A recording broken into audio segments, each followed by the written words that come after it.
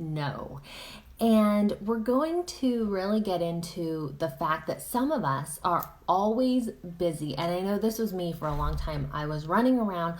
I was constantly feeling frazzled and busy and like I had more things to do than I had time to do them. I really felt just caught in the thick of thin things, if you've heard that saying. And what that means to me is I was busy all the time, but at the end of the day, I really didn't have much to show for it. It just felt like, okay, I'm doing all the things, and yet what am I actually accomplishing? If you can relate to this, it probably feels like for you that you want to be successful at your business, you want to be successful at your dreams and goals, but you don't want to sacrifice your family time and you want to enjoy motherhood, and yet these pulling things like are pulling you in two directions and it just makes you feel busy all the time. So we are going to talk today about the strategy of saying no, specific things that you can say no to that will help you to feel like you're getting the most important stuff done and to focus on the important. So before we dive in, my name is Chanel Nielsen. I help moms with an online business to organize their day so they can streamline their business, make more money without dropping the ball at home. And I think that's what most of us really want. We want to find that balance between the two. So you need the strategy of no, of saying no, that we're going to talk about today if you feel, like I mentioned, caught in the thick of thin things. If you are trying to do it all, if you have a business, but you want to still be a really good mom. If it feels to you like everything matters equally and like there's nothing you can stop doing because it all matters the same, then you need the strategy of saying no. So we're going to talk about 15 specific things that you can start saying no to right now. Number 1 is say no to procrastination. So procrastination is something we probably all deal with at one point or another, but it's really important to understand why. Like, why would we ever say yes to procrastination, right? It doesn't make sense. We know we want to do something and then we don't do it. We hesitate, we procrastinate, we find something else to do instead. So there's two main reasons that we usually procrastinate. And one is that we're kind of unclear on what our next step is. So for an example, let's say you know you need to go to the grocery store, but you're procrastinating going to the grocery store. Well, it seems like, of course, I need to go to the grocery store. However, going to the grocery store might not be your next step. Your next step is actually making a list. But you know what? Before you can make a list, you need to go and see what you have left in your fridge from last week, and you need to make a meal plan. So there are all these steps that need to happen before you go to the grocery store at all. And so you're thinking, oh, I need to do this thing. I need to go to the grocery store. But there are so many steps that need to happen before you can actually do that thing. It causes a little bit of unclarity, and it causes this fuzziness, and it causes this job to seem so big in your mind that you just put it off. Like, oh my gosh, I don't even know how I can do that. Once you break down the steps and you're really clear on what comes next, okay, my next step is I need to look in the fridge and see what vegetables we have left over from last week and what I can make a meal with. Step 1. Well, you're not going to procrastinate that because it's super clear, it's super doable, and then you can move on to the next step, make a meal plan, and then you can make a list, and then you can go to the grocery store, and it just becomes very clear because there's nothing in your way and nothing holding you back. The second reason that we sometimes procrastinate is we don't want to do the thing in the first place. Now, there are some things in life that we just have to do, like clean the bathroom, right? Although I will say some of the things that we think we have to do maybe can be delegated to other people. There are definitely times in our lives when we're going to have to do those things, but there are other times when we can delegate and share those tasks with people. So, sorry, having a little tech issue here on the Facebook side. Whoops. All right, well, I'm going to keep going for those on Instagram. So, another thing though that happens is, say you want to exercise And this is something most of us want to do, right? We think we want to exercise. But when it comes down to it, maybe the form of exercise we're choosing we don't even like. Maybe, we just feel like we should do something, but we don't actually want to do it. And that causes us to procrastinate. I know for me, I love to walk and I love to do yoga. I love to do gentle forms of exercise. But I don't necessarily love to run. I don't love to lift heavy weights. I wish I did. I know it's good for me. And so sometimes I'll say, I'm going to do that. And I procrastinate it because I don't actually want to be doing it. So the key there to procrastination is, one, be really clear on what comes next, and two, find things that you want to do. If there are things that you have to do but don't want to do, then we need to find ways to either gamify that and make that fun. Like, okay, after I clean the bathroom, I am going to allow myself to, whatever it is for you, eat a piece of chocolate or watch a show you've been wanting to watch or whatever. So you can make it kind of fun in that way. And sometimes we need to do those little tricks for ourselves. Another thing that I like to do is set a timer. Like, okay, I do not want to go and lift weights, but I will do it for 5 minutes. And if I do that and I still am ready to be done, I'm just done. So that kind of helps me to procrastinate and to just get the momentum to get going. So number 1, say no to procrastination. Number 2, say no to comparing yourself to others.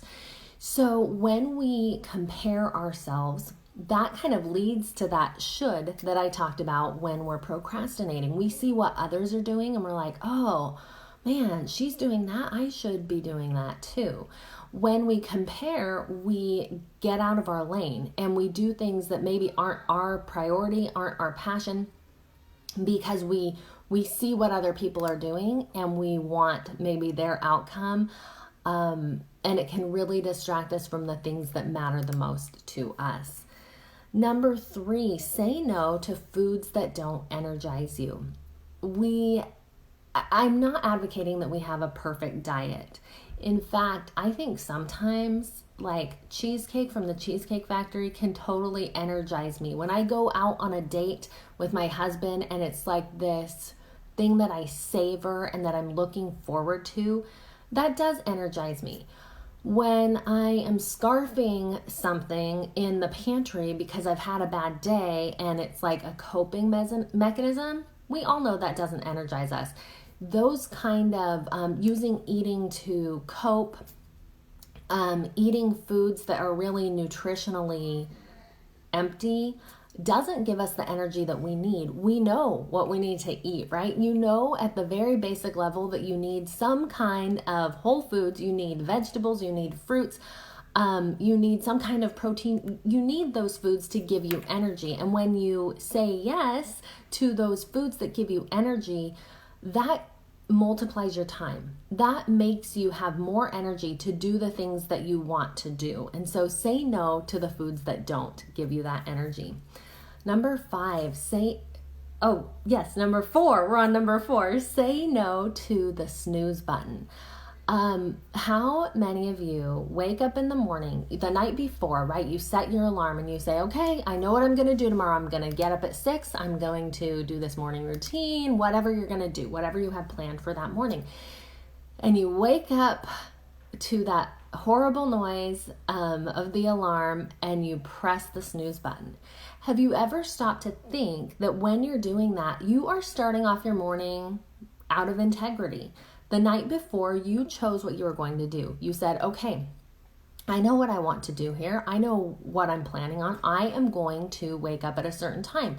You make a commitment to yourself, and then the next morning, the first thing that you do is break that commitment. That's kind of a different way to think about it. And when you do think about that, who wants to start their morning that way? You already feel like you failed. Very first thing. One thing that can help you, there are lots of tricks, right? For maybe you put your alarm across the room. Maybe like me, you use a wake up light. I much prefer that to a loud noise. And that wake up light helps me to wake up gently. So those are some things that can help you. But the real thing, there are 2 things. One is to look at it as keeping a commitment to yourself. I get up when my alarm says to get up because that's when I decided that I wanted to get up. And that's choosing what you want for your life rather than what feels good in the moment. It feels good in the moment to stay in bed just a little bit longer. Another thing is to getting over that and to being able to say no to the snooze button is have a compelling reason to get up. What are you getting up for? What are you looking forward to? I know people who say mantras in their bed in the morning that help them get excited about the day.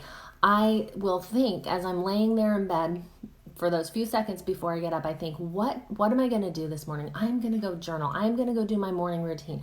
And then I've got this going on today and this. And I work myself up to a point of excitement just in those couple seconds when I first wake up. And then that gets me out of bed in the morning so that I can say no to that snooze button. Number 5, say no to distractions and interruptions. So when you are working on something, and this doesn't have to just be in your business. This can even be if you're working on the dishes, keep doing the dishes. We distract ourselves so often by having our phone. Turn off the notifications. You don't have to answer every email right when it comes in. You don't have to check your email 20 times a day. That's a note for self because I look at it way more than I need to. You don't have to even have your phone near you. Keep your phone away from you or keep it on airplane mode and be intentional about the times that you actually check your phone.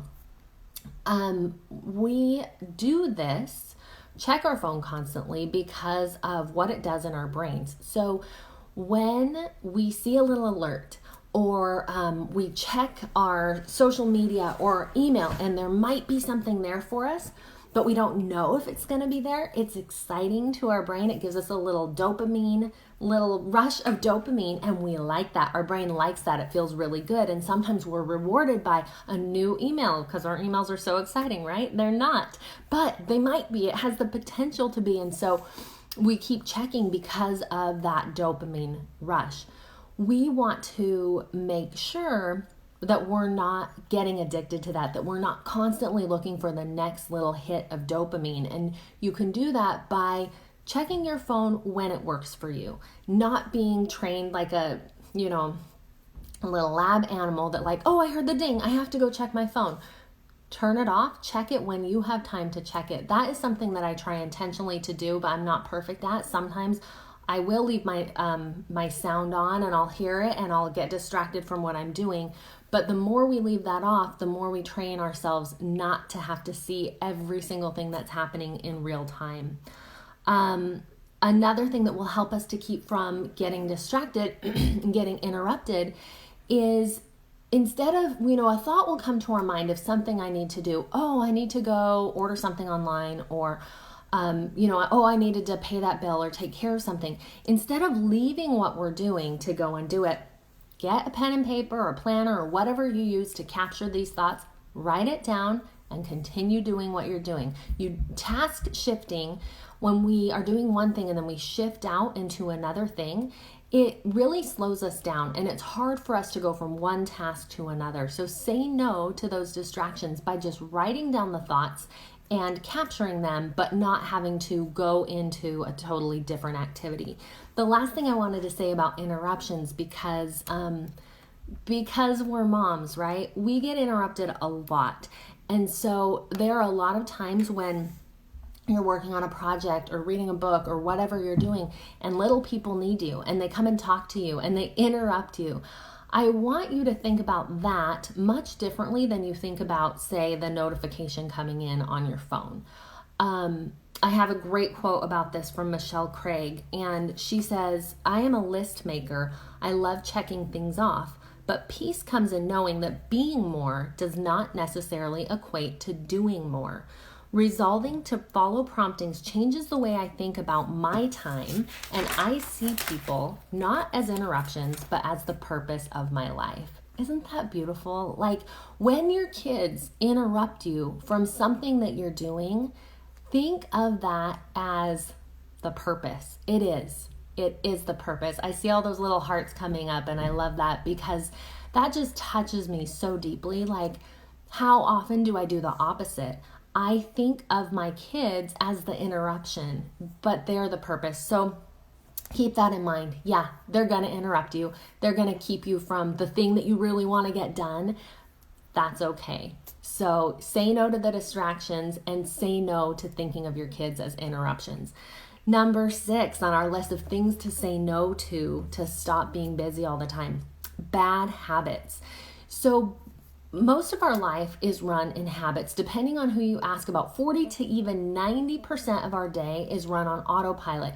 We do things in the same way. We get up on the same side of the bed. We put our pants on the same way. We brush our teeth the same way every day, right? We go through these little routines and these little habits. Are they serving us? And so say no to automatically doing stuff just because you did it that way yesterday. Be intentional. Stop and ask, is this habit serving me? Is this what I want to do? Why am I doing this? Be really intentional about those things, and that will help you to be in control of your day and in control of your habits rather than your habits being in control of you. Number 7 is mindless scrolling. Number 7, mindless scrolling encompasses a lot of the things that we've talked about. It encompasses procrastinating, right? We talked about don't say no to procrastination. Well, what are we usually doing when we're procrastinating? I don't know about you, but I am usually scrolling social media. Comparing, when we say no to comparing, what causes us to compare a lot? Social media. Say no to distractions and dopamine hits, and say no to bad habits. So mindless scrolling kind of incorporates all of those things, but I thought it's so pervasive that it deserves its own category. We want to say no to that one. And when you do find yourself on social media, first of all, social media, I'm on social media right now, right? It's not a bad thing, but we want to be intentional with our use of social media. And we want to make sure that we're using it well and it's serving us. And so when you're on social media, just do it with intention. Make sure that those other things are not happening, that you're not procrastinating or comparing or doing those things that you're avoiding something else and you're spending your time on social media. So use if you're going to scroll, but do it intentionally and not mindlessly. Number 8, say no to clutter. Now, don't freak out because if you're a mom with young kids, they are messy. And I know it's not only mine that are messy, right? Mine definitely are. Kids are messy and there's going to be a certain level of mess. But what mess does for us is it gives us stress. It increases our stress level. And so the way to say no to clutter is not to freak out. Oh my gosh, I just cleaned up this mess. Or to worry if your kids are playing with, 3 sets of blocks and Legos and all these things. And like, oh my gosh, I'm going to have to clean this up later. Say no to clutter by having less, by simplifying your stuff. So I'm not going to go too deep into this today, but I want to just say a few things that we've done that have reduced my stress with the clutter thing. One thing, we got rid of a lot of our stuff. This was years ago. Even dishes. We have about a little over one set of dishes for everyone. Plates. We have enough to have company, right? But we don't have a ton. And what that means is there's not duplicates of everything. And what I've found is that instead of the sink getting piled high with dishes on our lazy day, the sink can get full of dishes, but then we run out and we can't keep piling it higher and higher because there are no more dishes. And so at some point, someone has to wash the dishes, or people get really lazy and use paper plates. However, there never becomes this huge insurmountable mound of dishes because we have less. Same thing with laundry. When you have less clothes, there's not like, oh my gosh, I have 50 loads of laundry to catch up on. No, we don't. We actually don't have that many clothes. We couldn't do that much laundry if we wanted to. Same thing with toys. And one thing that I do, if you don't want to get rid of your stuff, then you can cycle your stuff. So you pack away some of your dishes and they're only for when company comes, or you pack away some of your kids' toys and put them up high and you rotate through toys. I have what's it called? A capsule wardrobe, a seasonal wardrobe. So I get out my spring clothes when it's spring, but I put them away when it's not. And so I only have like a limited number of clothes, and that really helps to reduce my load, my stress, the things that I have to worry about. Number 9, say no to perfection. Be okay with good enough. Be okay with good enough in your appearance, in the cleanliness of your house, in your business, and the things that you put out into the world. What happens is we want everything to be so perfect. We keep working on it and working on it and working on it, and we don't get it out into the world for people to enjoy. And the truth is, it's never going to be perfect. What we do in this life is just not. It's not going to be perfect. And when we keep trying for that perfection, all the people that could have benefited from our work being out there in the world, they miss out. A quick thought on this is, I learned this from Ben Hardy. He wrote a book. He's written several books, but one of his books, he says, it wasn't necessarily complete. Like, he could have kept going. He could have tried to make it perfect, but it needed to get out there. And even though it wasn't perfect, it ended in an interesting place. It was good enough. And I've benefited so much from his work. If he had kept it and held on to it and tried to make it perfect and, was trying to have this perfect work of art before he put it into the world, I couldn't have learned from that. And that's true for you too. You have things that are good enough now to share, and people need to hear those in all their imperfection. And sometimes what they need to hear is the imperfection. So don't be afraid to share that. Okay, there's lots more thoughts on that, but I'm going to move on. All right, number 10. Say no to letting other people cross your boundaries. Stay firm on the boundaries that you have set up around your time, around what matters to you, around what you will and will not allow. I have a family member who I love dearly who is a big phone talker, and I'm just not. I don't love talking on the phone. And we used to sometimes have conversations that would be like 2 hours long. And I wanted to be kind, right? And I wanted to do this, but it was really hard for me, and I would just end that phone conversation drained. And now I've learned to set boundaries by either getting on the phone and saying, oh, I would love to talk with you. I have about a half an hour or whatever it is. Or finding other ways to connect with this individual, because being on the phone is one of my boundaries. Like, I don't enjoy and I don't want to spend my time being on the phone for hours. It's one of my boundaries. And whatever those boundaries are for you, you can feel guilty sometimes, like, oh, I don't want to be a jerk and get this person off the phone. But it's okay to set those boundaries that work for both of you. It can be uncomfortable, but it's super important to do. So say no to letting other people set your boundaries for you or crossing your boundaries. Number 11, say no to staying up too late. This will help with the earlier one we talked about saying no to hitting the snooze button.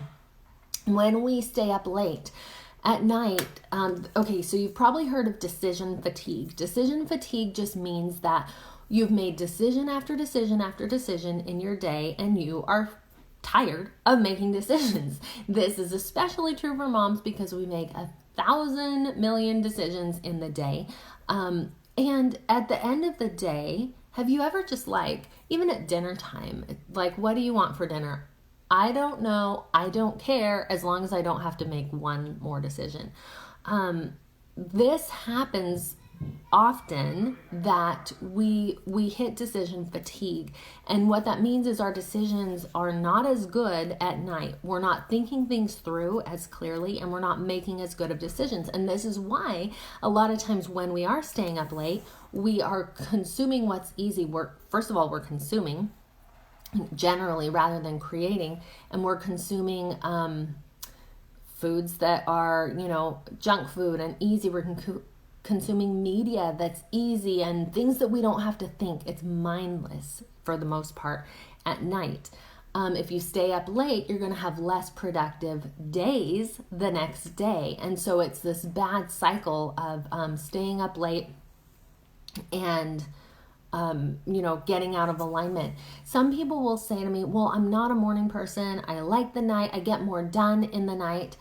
I would challenge you to reframe that and to work on that, because our body actually has certain rhythms and flows and things that it does at night. Things are replenished at night. Our body is in tune with the sun, where you can help if you have a hard time falling asleep at night. You can help do things to reset your circadian rhythm by using your looking outside in the sun to see that the sun's come up, to reset that clock and to figure out how to get yourself tired at night. And it'll help if you get up early in the morning, right? Because you'll be tired by the time it's night. Setting a good routine at night is important. But don't give yourself the excuse that like, oh, I just love staying up late and that's just how I am and staying up late is good for me. It's not, and there are definitely things that you can do and you can choose around your bedtime to help that go smoother. Number 12, say no to negative thoughts, attitudes, and beliefs. Say no to talking mean to yourself, or to believing that you can't do certain things that you want to do, to believing that you are limited in your capacity. When those thoughts start to come up, the thing that I do that helps me the most is to journal it out. Sometimes I'll talk it out, but really writing it down, and just give yourself a journal, a messy journal that you can, you don't have to have a perfect pen or you don't have to have perfect writing. These are things that I worry about. Just write whatever comes to mind and let yourself just spill it all out on the paper. And when you see those things that you wrote, the things that you're actually thinking about yourself, it's kind of a wake-up call, and you'll realize those are not the things I want to think, but the first step is awareness and writing it down. Then you can rewrite, actually write down the thoughts that you want to have, and you will find your thoughts changing through that journaling process. There is, with actual pen to paper, there is a process that happens in the brain. It helps you to remember more. It helps you to process more. And so this is something you want to do with actual writing and not typing on a computer. Number 13, say no to things that are not your job. When I was thinking about this yesterday, I thought of that song OPP. I looked it up to see if it was bad. It kind of is. It was really big in the 90s by Naughty by Nature. And OPP stood for other people's properties. In this, I'm talking about OPP, things that are not your job, other people's priorities. Say no to other people's priorities. So one of these is like the classic example of the bake sale. There's a bake sale at school and so wants you to help and make dozens of cookies and decorate them. And you feel guilty. You feel like, oh my gosh, I have to help in this way. I have to do it. Really be okay with saying no to things that aren't your priority. Now, does that mean you shouldn't help people? No, but it means protect your time and figure out what you actually have the capacity for and what you don't, and be okay with saying no to things that are not your priority. Now, it might be your priority to help out with the school, but you might need to help out in a different way. You might need to help out by giving money, or by doing something that's a little less labor intensive or whatever. So you can help and still be in alignment with that desire to help without letting someone else's priority become your priority. The other thing that's not your job, and this one might be, you might feel differently than me, but hear me out. It's not your job to do for your kids what they can do for themselves. I heard a mom once say, this was on the podcast, she said, once her kids could, put on their own shoes, she never put on their shoes on for them again. Now, I'm not quite to that level, but I think there's a lesson there.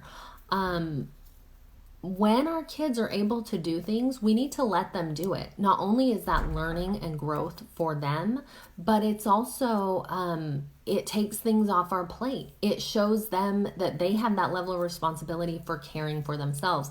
When my kids are at a young age, starting, my youngest hasn't started school yet, but the other ones, when they started kindergarten, they were responsible for making their own lunch. Now, that's not to say I just said, good luck, kid, go make your lunch. At first, I had to help them and I had to train them, and it was a process. But by first grade, they were independently packing their lunch, and most of the time long before that. As soon as my kids are tall enough to do their own laundry and reach the washing machine, they do their own laundry. Don't do the things that are not your job. Say no to doing other people's jobs. It's good for your kids to have responsibility. It's good for them to do the things that they can do for themselves. Number 14, say no to being acted upon. So there's a phrase, act and not be acted upon. And what this means is don't be reactive. Don't wait for things to happen to decide how you're going to show up. Yesterday I had a few run-ins with different family members that I wasn't very kind. I didn't feel good about the way that I reacted. I was acted upon. And today, as I was journaling this morning, I wrote down, choose to be kind. Today I choose to be kind. I choose to show up in kindness no matter what other people do.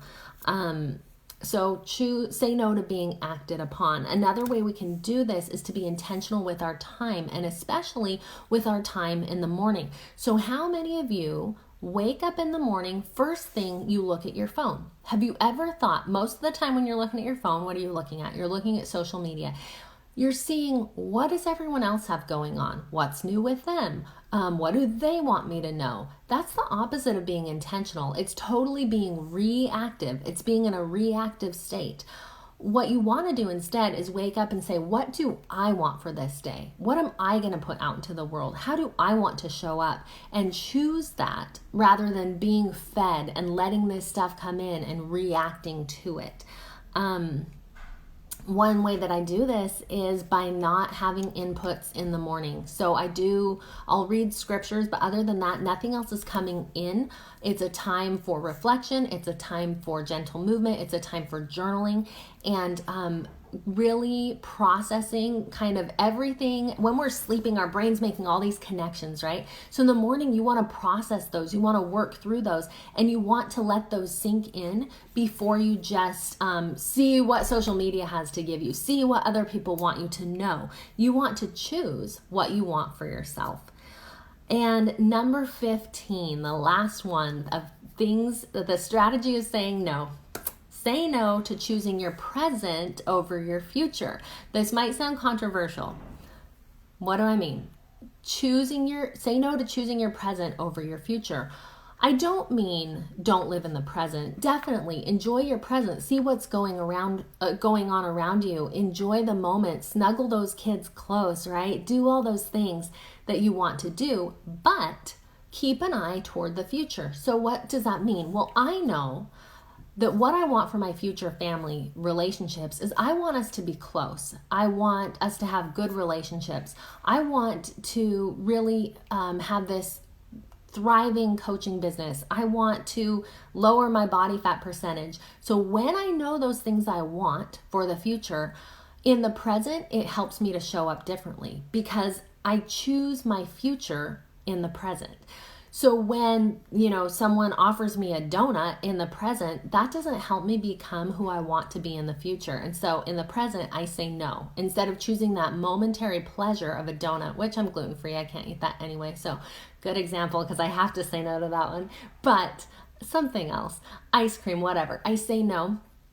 Because I know who I want to be. I know who I'm growing into. When I have a choice between building a relationship with my family or doing something that's really not that important, but feels fun in the moment, I need to choose my future over what feels good right now. Know what you want for your future so you can choose it, because we are choosing into our future today. And so be very, very clear about what you want. The hard choices that we make now pay off in becoming our future selves. So I hope these tips, these 15 strategies for saying no, have been helpful to you. If you missed some, go back and watch them all. The strategy of no, saying no to things that don't matter, allows you to say yes to the things that do matter.